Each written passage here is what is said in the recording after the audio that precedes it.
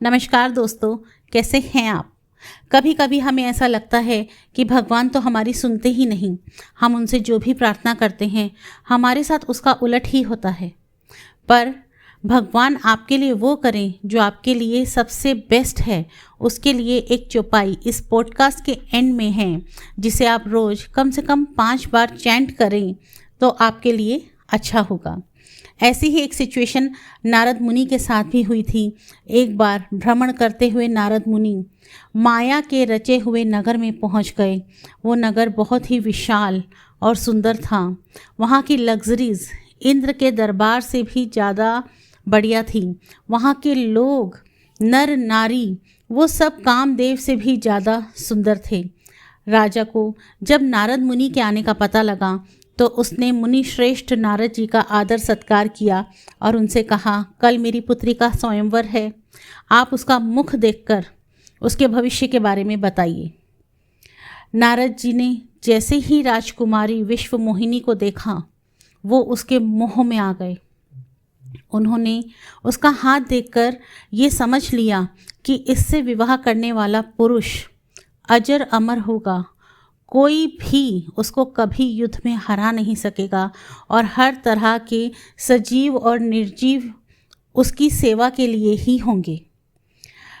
जब नारद मुनि उस रूम में जाने लगे जहाँ उनके रहने का, उनके आराम करने का अरेंजमेंट किया गया था, तो उनके मन में यही बात चल रही थी कि काश कुछ ऐसा हो जाए कि ये राजकुमारी मुझे ही वर ले। अपने कक्ष में पहुंचने के बाद नारद मुनि घूम घूम कर, चक्कर काट कर यही सोच रहे थे कि मुझे श्री हरि से बात करनी चाहिए, क्योंकि मेरा हित किस में है ये वो अच्छे से जानते हैं। ऐसा सोचते हुए जैसे ही वो पलटे तो भगवान विष्णु उनके सामने खड़े थे और उन्होंने कहा कि आपने मुझे याद किया है इसलिए मैं आया। तब नारद मुनि ने उनको सारी बात बताई और उनसे कहा, आप मुझे प्लीज़ अपनी सुंदरता और अपना स्वरूप दे दीजिए ताकि विश्व मोहिनी मेरा ही वरण करे। नारद मुनि ने कहा, हे नाथ, जिस तरह से मेरा कल्याण हो आप वही कीजिए। श्री हरि मुस्कुराए और बोले, ऐसा ही होगा।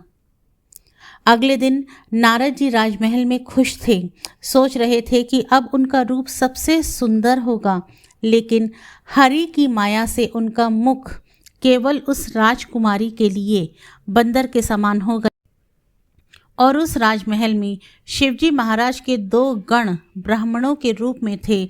उनको भी नारद मुनि का चेहरा बंदर की तरह दिख रहा था। जब ये बात नारद मुनि को पता लगी तो वह बहुत नाराज़ हुए और उन्होंने विष्णु भगवान को श्राप दे दिया। लेकिन जब वो माया से बाहर निकले तो उनको एक्चुअल में ये रियलाइज़ हुआ कि अगर राजकुमारी उनको वर लेती तो उनका वैराग्य, उनका ब्रह्मचार्य सब नष्ट हो जाता और उनका सारी दुनिया में हंसी उड़ती। तो एक चौपाई जिससे ईश्वर हमारे लिए वो करें जो हमारे लिए सर्वश्रेष्ठ है। मोरे हित हरि सम नहीं को, एहि अवसर सहाय से हो।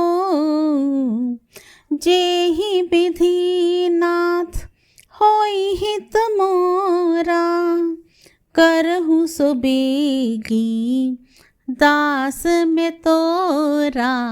राम सिया राम, सिया राम जय जय राम।